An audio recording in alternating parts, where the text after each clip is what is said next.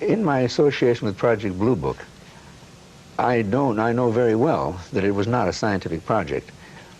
Also, I also know that they never would notify the media when an interesting case came up. They did everything they could to keep it down. So they definitely withheld information. You know, when I first interviewed Alan years ago, there was a theory going around that anybody who saw a flying saucer was probably befuddled by swamp gas somewhere in Louisiana and didn't know what he or she was seeing. We've had a lot of documentation since that time. I think that one of the main things that has come out here that Peter has done is to substantiate the credibility of many of the civilians, because it was easy to, and still is, to discredit a civilian. Much more difficult to discredit a military man.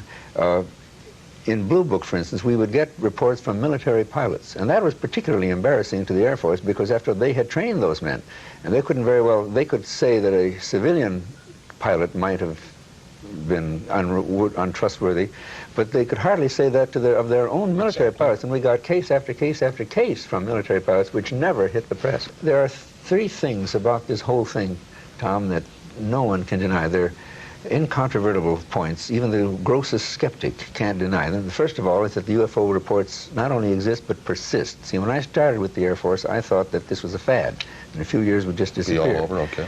And it's global. We have reports now from 140 countries.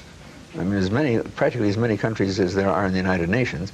And the most important of the three things is that many, unfortunately not all, but many of the reports come from highly credible, technically trained people, you see.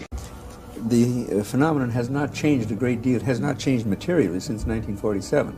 And I'm quite sure that neither we nor the Russians had anything like the capabilities demonstrated by the UFOs in 47. I don't think we have now.